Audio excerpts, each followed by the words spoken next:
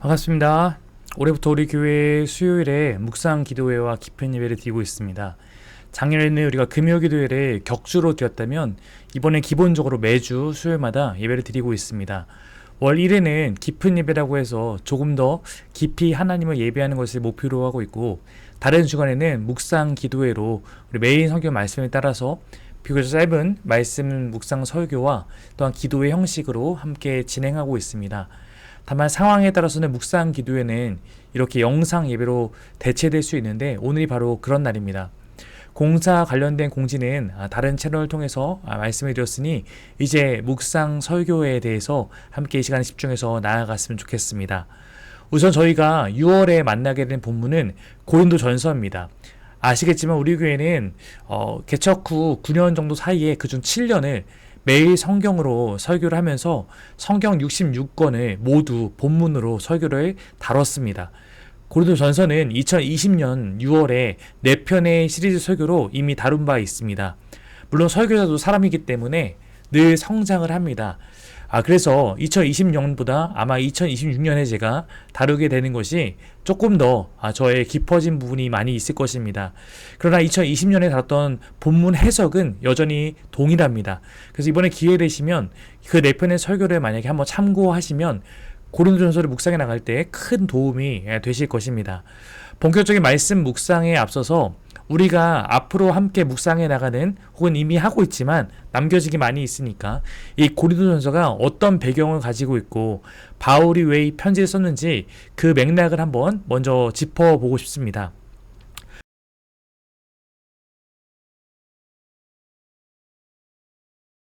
우선 고린도전서는 바울 서신이죠. 바울이 쓴 편지란 얘기인데, 바울이 쓴 이 편지들에는 한 가지 명확한 공통점이 있습니다. 그것은 그냥 심심해서 쓴 편지는 단 한 통도 없다는 것입니다. 당시에 먼 거리로 편지를 쓰고 그걸 사람을 통해 전달한 것은 엄청난 시간과 재정 그리고 목숨을 건 헌신이 필요한 일이었습니다.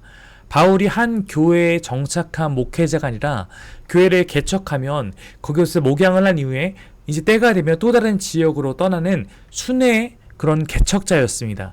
자신이 몸은 떠나 있지만 자신이 세웠던 교회, 개척했던 교회, 그곳의 영적인 자녀의 성도인 그들을 먼 곳에서도 목양적으로 돕기 위해서 그가 선택한 최고의 방식이 바로 편지였던 것입니다. 그래서 즉 서신 목회를 하고 있었던 것입니다. 오늘 우리가 여러분과 저도 마주할 수 없지만 영상으로 이렇게 함께하고 있는 것처럼 그 당시에 시대의 상을 맞는 방식을 취했던 거죠.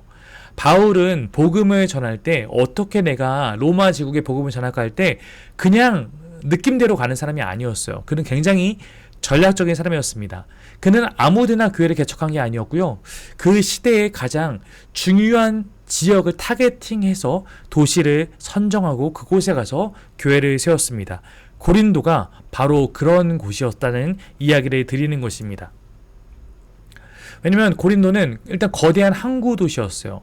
상업이 극도로 발달했고 재정이 풍부했습니다. 또한 문화가 굉장히 이런 많은 교류가 있는 곳이죠. 항구 도시니까. 종교도 다양했습니다. 온갖 문화와 그리스와 로마의 신전들도 많았습니다. 또한 사람들은 유흥과 향락에 있던 그런 도시였습니다. 영적으로 도덕적으로 매우 타락해 있던 그런 도시였다고 알려져 있습니다. 어찌 보면 복음이 가장 뿌리내리기 힘든 척박한 토양이지만, 반대로 이곳에 있는 사람들에게, 이곳에 있는 사람들 중에는 떠나는 사람들도 많았기 때문에 복음이 제대로 들어가면 한다면 여기를 통해서 복음이 사방으로 흩어서 흘러갈 수 있는 교통의 허브와 같은 곳이 고린도였습니다. 바울이 2차 선교 여행 때는 우리가 지금 알고 있는 그리스 지역의 복음을 전했고, 3차 선교 여행 때는 터키 지역의 복음을 전했습니다. 저희가 내년에 이쪽 지역을 선교 탐방을 하려고 하는데, 그때 이제 그리스, 터키를 함께 가거나 둘 중에 한 지역을 갈 예정이에요. 2차 선교 여행이었던 그리스 지역에 복음을 전할 때, 이 지역을 전할 때도 가장 중심이 될 도시를 하나 정했는데 그게 고린도였고요. 3차는 터키의 지역에서 에베소였습니다. 그러니까 고린도 교회와 에베소 교회가 바울의 이방 선교 사역의 가장 중요한 도시였다고 말할 수 있습니다. 바울이 이 2차 선교여행 중에 2차 선교여행이 3년 정도 되나 보는데 그중에 고린도에서만 1년 반 이상을 머물렀습니다. 그렇게 고린도 교회를 세우는데 힘썼다는 것입니다. 그리고 이제 바울은 이제 그곳에 회심한 자들이 나오고 목양에서 어느 정도 성도를 돌볼 수 있는 리더들이 세워지니까 이제 그들에게 목양을 맡기고 다른 도시로 교회를 또 개척하러 떠난 것입니다. 그렇게 이제 목회자가 자리를 비우고, 특별히 개척 목회자가 자리를 비우고 이제 그 리더십이 전환되는 그 공백의 시기, 이때가 위기이죠. 고린도 교회 안에 골마있던 온갖 문제와 갈등이 동시다발적으로 터지기 시작했습니다. 근데 이것은 고린도 교회 문제가 아니라 사실상 초대교회가 모든 교회들이 비슷한 상황을 많이 겪었습니다. 왜냐하면 초대교회는 대부분 어떤 목회자가 개척한 다음에 어느 정도 시간이 지나면 떠나고 리더십이 교체되는 그런 상황을 많이 맞이했기 때문입니다. 또한 이 고린도 교회는 유대인과 이방인, 또한 부자와 가난한 자, 노예와 자유인이 한데 섞여 있어요. 그러니까 문화적, 계층적으로 조금만 어떤 이슈가 생기면 갈라지기 쉬운 것입니다.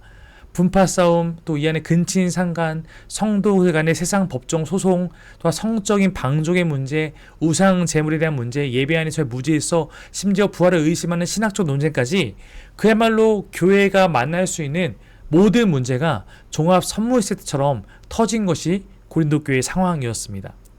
지금 에베소에 있으면서 이 기가 막힌 소식을 듣게 된 바울은 본인이 당장 달려갈 수 없는 이 상황에서 그냥 기도만 하고 있지 않았어요. 그는 펜을 들어서 아주 적극적으로 이 일을 도와주기 위해서, 목양하기 위해서 편지를 씁니다. 고린도서 5장 9절을 보면 이 고린도서 쓰기 전에 이미 먼저 쓴 편지에 대한 얘기가 나와요. 그리고 두 번째 편지가 이 고린도 전서였던 것입니다. 실질적인 대안과 또한 자기의 목회적 어떤 그런 겉면을 담아서 이것을 또한 자기가 가장 아끼는 아들인, 영적 아들인 디모데의 손에 들려 보내게 됩니다. 이것이 고린도 전서라고 이해하시면 되겠습니다.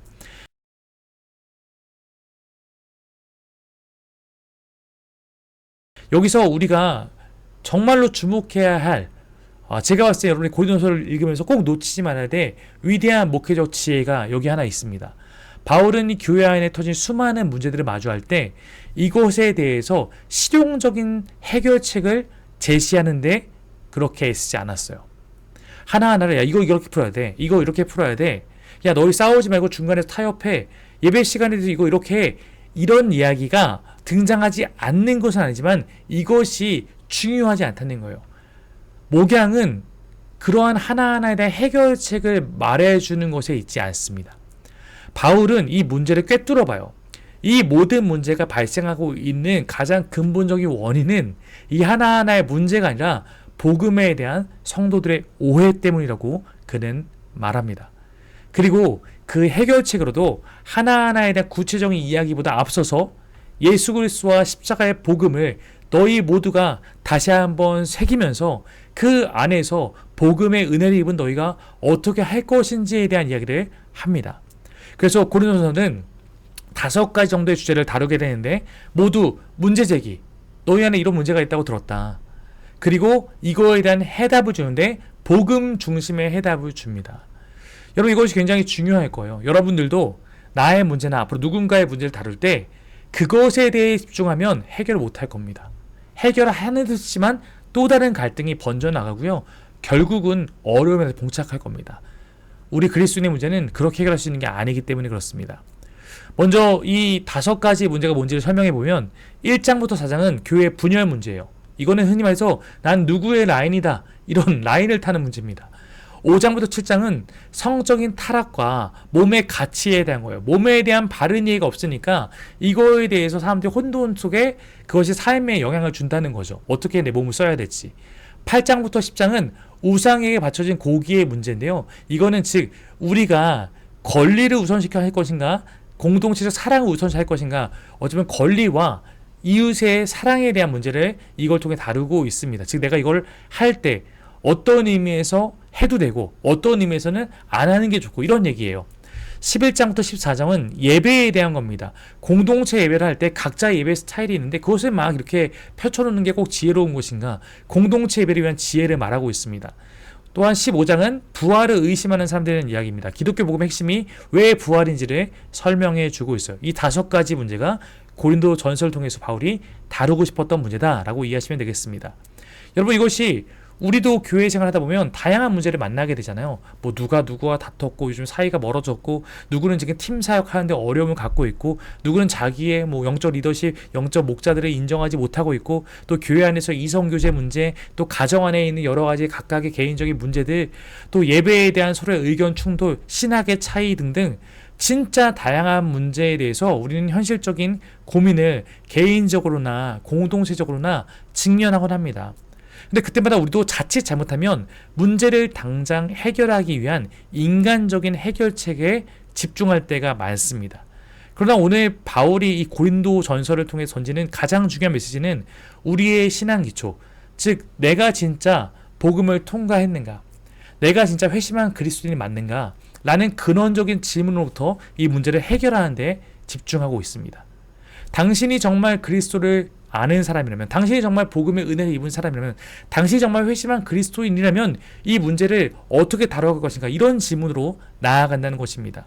왜냐하면 기초가 바로 서지 않으면 교회의 문제를 다룰 때도 우리는 세상의 방식과 같은 것으로 집중해서 다가서게 됩니다. 그러면 안 풀려요.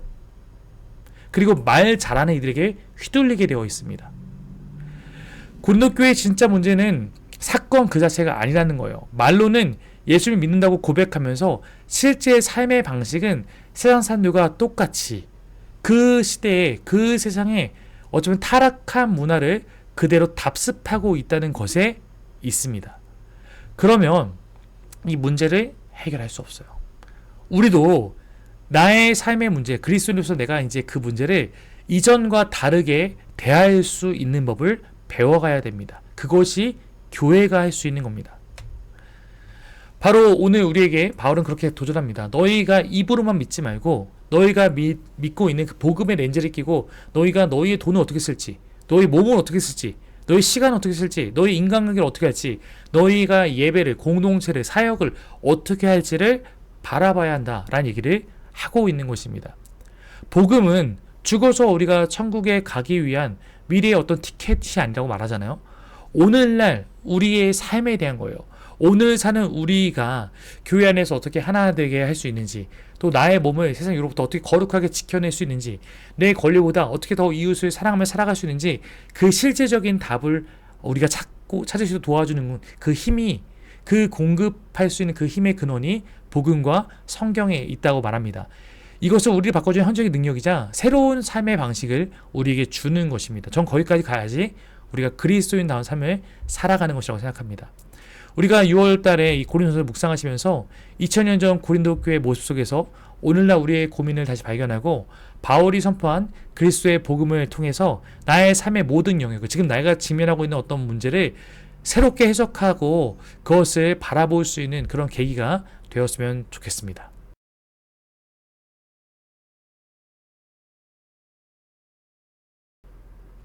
네, 이어서 우리 오늘 고린도전서 전체 내용을 살펴본 걸로 끝낼 수 없으니까 잠시만 1장에 대한 묵상 메시지를 이어서 전하고 싶습니다. 바울이 이 편지를 통해서 가장 먼저 다루고 있는 문제는 교회의 분열입니다. 이것이 편지다 보니까 앞에 1장 1절부터 9절까지는 인사말이에요. 근데 여기가 중요합니다. 이 인사말이 그냥 하는 말이 아니라 여기서 이미 바울은 이 모든 문제에 대한 근원을 얘기하고 있어요. 여기에는 하나님의 부르심을 입은 교회와 성도의 정체성에 대한 이야기를 합니다. 너희가 정체성을 잊어버리면 너희는 똑같이 세상과 같이 이 문제를 대할 거야. 이 얘기이기 때문이에요. 바울 자신도 내가 사도가 된 근거, 또한 우리가 교회가 된 근거를 여기서 말하고 있단 말이죠. 왜냐면 우리가 다룰 이야기가 앞으로 심각한 이야기예요. 고린도전서 자체가. 그러나 이 이야기를 우리가 다룰 수 있는 이유도 우리가 이 정체성 안에 있기 때문입니다. 이걸 다뤄야 돼요. 왜냐면 우리 교회니까. 우린 그리스도인이니까. 이것이 우리가 세상과 다른 이유입니다. 바울이 이 편지를 받는 대상을 2절에 뭐라 표현하냐면 고린도에 있는 하나님의 교회, 곧 예수 안에서 거룩하여지고 성도라 부르심을 받은 자들이라고 말합니다. 이게 지금 너희라고 말하는 거예요. 너희가 이런 정체성을 가지고 이 문제를 대해야지 그냥 세상과 똑같이 문제를 대하면 풀리지 않는다는 거죠. 지금의 이들의 모습은 사실 바울 입장 보면 지적할 것 투성이입니다. 너무 답답해요. 그런데 바울은 사실은 이 편지를 쓰면서 기대합니다. 왜냐하면 이들을 바꾸는 주체가 자신이 아니라 하나님이기 때문입니다. 고린도에 있는 하나님의 교회, 예수 안에서 거룩하여지고 성도라 부르심을 받은 자들이라고 말합니다. 이게 지금 너희라고 말하는 거예요. 지금의 이들의 모습은 사실 바울 입장 보면 지적할 것 투성이입니다. 너무 답답해요. 그런데 바울은 사실은 이 편지를 쓰면서 기대합니다. 왜냐하면 이들을 바꾸는 주체가 자신이 아니라 하나님이기 때문입니다. 고린도에 있는 하나님의 교회, 부르심을 받은 자들, 이것이 바울이 바라보고 있는 성도의 정체성입니다. 이게 여러분의 정체성이에요. 복음을 만났다는 것이 이 사람이 지금 좋은 사람이 되었다는 것을 바로 말해주지 않습니다. 여러분 그렇게 보면 상처받아요. 그런데 사실 상처받을 것도 엄밀히 말하면 없죠. 왜냐면 우리가 자꾸 그렇게 상처받는 이유는 나에게는 관대하고 다른 사람에게는 엄격하기 때문이에요. 뭐냐면 다른 사람 볼 때 야 그리스도인이라면서 저 사람 왜 저래? 근데 이 이야기가 사실 자기에게 적용하면 더 잘 맞아요. 나는 그리스도인이라면서 왜 이럴까? 근데 나는 너무 내가 잘 이해해요. 나는 아직 약해. 근데 다른 사람은 안 돼 저러면. 우리가 그래서 상처받는 거예요. 나도 상대방도 똑같습니다. 변화되어가는 과정에 초대받은 거예요. 바울이 뭐라고 말하는 거냐면 하나님이 거룩하게 하고자 그런 이유 갖고 부르신 것이 교회라는 것이다. 거룩하게 다 되었기 때문에 너희 교회가 아니라 거룩하게 하려고 부르신 것이 교회라고 말하는 것입니다. 바울은 그 하나님을 믿는 거예요. 하나님의 일하심을. 사람을 믿는 것이 아니라 그 사람이 붙잡은 하나님을 우리가 믿는 것입니다. 그러니까 우리가 성도들을 바라볼 때 모든 근원은 그 사람이 정말 하나님을 잘 붙들고 있는지 여기에 달려 있는 거예요. 그 사람을 하나님께서 붙잡았는데 이 사람도 하나님 붙잡고 있으면 하나님이 인도하신 방향으로 갈 겁니다. 우리는 이게 끊어져 있으면 이것을 도와주는 것입니다. 내가 이 사람을 붙들어서 이 사람을 착하게 만들 수 없어요. 내가 누구를 바꿀 수 없습니다. 그런데 우린 뭘 할 수 있는 거냐면 누군가 예수님을 놓치고 있을 때 그 사람이 다시 예수님 붙잡을 수 있도록 이걸 도와줄 수 있어요. 이게 우리가 해야 될 첫 번째입니다. 그리고 또 하나 할 수 있는 게 있어요. 그 뭐냐면 이 사람이 예수님을 붙들었어요. 예수님 따라 살고자 하는 마음도 있어요. 근데 어떻게 살아가는 건지 모를 수 있어요. 그 방식을 모르는 사람에게 마음은 있는데 어떻게를 모르는 사람에게 우리가 먼저 그렇게 살아가기 시작한 사람들이 보여줄 수 있는 거죠. 저는 그게 우리 역할을 생각합니다. 예수님께 붙들지 않은 사람을 붙들릴 수 있도록 도와주는 것과 붙들려서 예수님을 따라 살고 싶은 사람에게 어떻게 살아가는지를 보여주는 공동체, 그게 교회입니다. 다른 거 우리 못합니다. 1장 9절에서 이렇게 말하죠. 너희를 불러 그의 아들 예수 그리스도 우리 주와 더불어 교제하게 하시는 하나님은 미쁘시도다. 혹시 지금 성경이 간차에 있으면 찾아보세요. 1장 9절입니다. 너희를 불러 그의 아들 예수 그리스도 우리 주와 더불어 교제하게 하시는 하나님은 미쁘시도다. 바울이 바라보는 기대의 명확한 주체가 여기 나와요. 누굽니까? 하나님이죠. 사람을 기대하지 않습니다. 바울은 좀 더 쉽게 말하면 우리같이 모자란 사람들도 부르셔서 예수 그리스도와 연결되도록 하시는 하나님이 참 위대하다, 이런 이야기예요. 그리고 다루는 본론이 교회 안에 있는 4개의 파벌입니다. 고린도 교회는 4개의 파벌이 있었대요. 하나는 바울파, 하나는 아볼로파, 하나는 베드로파, 하나는 그리스도파입니다. 여러분 사람들은 아직 우리가 옛사람의 모습 못 버렸잖아요. 사람들은 세상에 살아갈 때 본능적으로 누가 유력한 자인지를 따지고 그 사람에게 가까이 가려고 해요. 그게 세상에 살아가는 방식이니까요. 바울이 교회 안에서도 그러고 있는 모습을 보면서 한탄하는 것입니다. 교회를 사람 중심의 모임으로 똑같이 대하고 풀어가려는 것에 대해서 격분합니다. 이것은 여기 나오는 바울과 아볼로와 베드로가 그렇게 사람들을 모았다는 것이 아닙니다. 사람들이 자꾸 어떤 사람을 중심으로 모이고 흩어지고 편을 만들고 하는 습성을 가지고 행하고 있다는 거예요. 그래서 3장 5절 한번 펴보시겠어요? 3장 5절, 6절, 7절 이렇게 말합니다. 제가 굉장히 좋아하는 말씀인데 그런즉 아볼로는 무엇이며 바울은 무엇이냐? 그들은 주께서 각각 주신 대로 너희로 하여금 믿게 한 사역자들이라. 그냥 사역자라는 거예요. 나는 사역자 중 한 사람으로서 바울이죠. 나는 심었고 아볼로는 물을 주었을 때 오직 하나님께서 자라나게 하셨나니. 내가 복음을 전했고 아볼로가 그 사람이 자라갈 수 성장할 수 도왔다. 근데 자라게 한 것은 하나님이 하신 것이다. 그런즉 심는 이나 물 주는 이니 나나 아볼로는 아무것도 아니로되 자라게 하신 이는 하나님뿐이다. 그러니까 하나님께 집중하라는 얘기하고 있는 거예요. 여러분 우리가 교회가 우리 교회도 에클레시아로 모이잖아요. 이걸 분열하고 말하고 있는 게 아니에요. 왜냐면 초대교회들도 누구의 가정에서 모였다는 흔적이 가득해요. 고린도 교회도 여러 가정교회들, 우리도 에클레시아들이 모여있는 연합체의 확률이 매우 높습니다. 우선 고린도 교회 안에 나오는 인원들을 상상해보면 한 가정에서 모일 수 없습니다. 14장에 보면 그래서 온 교회가 함께 모여라는 표현이 있는데 이것은 그러니까 이 가정교회로 평상시에 있다가 거기는 큰 예배당이 없으니까 어떤 일세는 함께 온 교회가 모여있는 것을 암시하고 있습니다. 그런데 이 하나가 있다고 해서 고린도 교회들이라고 말하지 않아요. 존재 방식이 나눠져 있을 뿐 본질은 하나이기 때문에 모두가 고린도 교회입니다. 한 사귐의 교회 안에 에클레시아의 모임이 있는 거죠. 그리고 여기서 말하는 분열은 이렇게 모임이 나눠져 있는 소그룹을 말하고 있는 것을 분열이라고 말하고 있는 것이 아닙니다. 교회 안에 내가 누구랑 친한 것도 문제가 아닙니다. 문제는 뭐냐면요, 그것을 자기 정체성으로 삼은 것입니다. 누구를 바라보고 있느냐, 이 마음의 문제였습니다. 서로 다른 자랑과 기준을 가지고 경쟁하고 있는 것이 문제입니다. 그리스도보다 사람을 더 앞세우는 것이 문제였습니다. 그리스도 안에서 우리는 해석되고 내 정체성이 그리스도 안에 있는 것이 되어야 되는데, 난 누구의 제자야, 난 누구의 친구야, 난 누구의 뭐 동생이야, 난 누구의 아내야, 누구의 남편이야, 이렇게 뭔가 좀 유력한 사람을 통해서 내 정체성을 말하는 것 자체가 우리를 성도로 부른 그리스도를 배반하는 거라고 말하고 있는 거예요. 내 정체성을 다른 사람을 통해 확보하려는 것이 문제였다는 것입니다. 근데 이것은 당시 그리스 문화의 영향입니다. 그리스 문화는 유력한 철학자나 정치가들을 추종하는 문화였어요. 그 기준을 그대로 교회로 가지고 들어와서 교회에서도 교회 안에 좀 유력한 사람들, 영향력이 있는 사람들을 따라서 자기를 줄 세우게 하고 그 서로의 영향력을 평가하고, 야 너는 바울에게 양육받았다며 나는 아볼로에게 받았어, 막 이렇게 이제 하고 그것으로 자신의 정체성을 삼은 것입니다. 나는 예를 들어 우리 교회에서 야 영향력이 있는, 난 누구랑 친해, 난 누구의 에클이야, 난 누구에게 양육받았어, 이렇게 말하는 것이 문제라는 거예요. 이거 다 의미 없고 위험하다는 것입니다. 바울은 우리의 정체성은 오직 그리스도에게 설명되는 것이다. 우리 모두 변화의 중심, 복음의 핵심은 그리스도뿐이기 때문이에요. 그래서 고린도서 1장 18절은 십자가의 도가 멸망하는 자들에게는 미련한 것이요 구원을 받는 우리에게는 하나님의 능력이라. 십자가가 멸망을 받고 있는 사람에게는 아무것도 아니에요. 그러니까 자꾸 다른 것 갖고 자랑하죠. 다른 것 갖고 자기를 설명하려고 해요. 그러나 구원을 받는 우리에게는 그게 하나님의 능력이라는 겁니다. 십자가가 아니면 우리가 성도가 될 수 없었는데요. 십자가가 아니면 우리가 이렇게 살아갈 수 없는데요. 고린도 1장 메시지는 분명합니다. 교회의 중심에는 사람이 아니라 오직 십자가에 못 박히신 예수 그리스도만 서 계셔야 한다는 것입니다.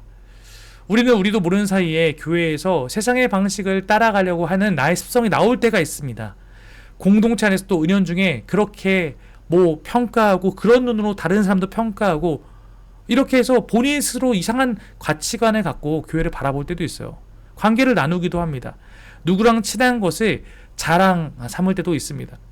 그런 모습 자체가 사실은 바울이 지금 가장 안타깝게 여기고 있는 그런 상태라는 것을 고린도전서는 고발하고 지적하고 있는 것입니다.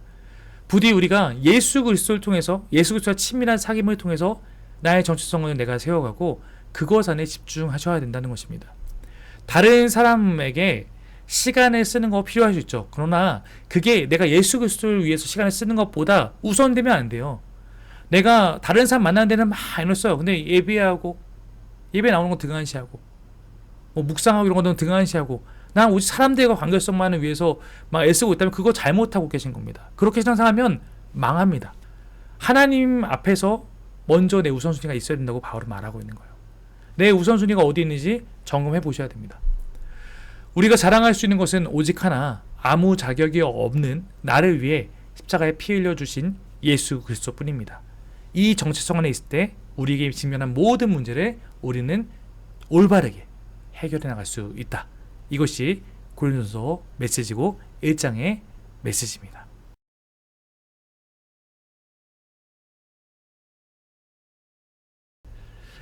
오늘 이 말씀을 이제 정리하고 함께 우리가 좀 기도할 제목을 제가 몇 가지 나눌 테니까요. 함께 예배하는 분들이 있다면 같이 좀 기도해 주시고 기도하는 시간 가져주시고 혼자 예배하는 분도 이 기도 제목을 갖고 한번 기도해 주십시오. 세 가지만 정리해 보면, 첫 번째, 우리 교회가 세상의 문화에 흔들리지 않고 오직 예수 그리스도라는 단단한 기초 위에 세워지는 건강한 공동체가 되게 해달라고 교회를 위해 기도해 주십시오.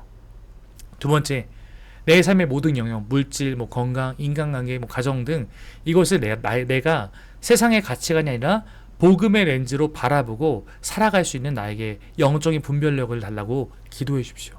필요합니다. 세 번째, 우리가 수요일마다 드려지는 묵상 기도와 깊은 예배를 통해서 우리 교회가 이렇게 말씀을 통해 말씀 앞에 늘 세워져 가고 말씀을 깨어 기도하는 그런 교회가 또 개개인이 될 수 있도록 해달라고, 이 세 가지 교회를 위해서, 나의 삶 분별력을 위해서, 또 이 예배를 위해서 함께 기도하고 우리 각자 그 가정에서 예배를 마무리 지면 좋을 것 같습니다. 네, 감사합니다.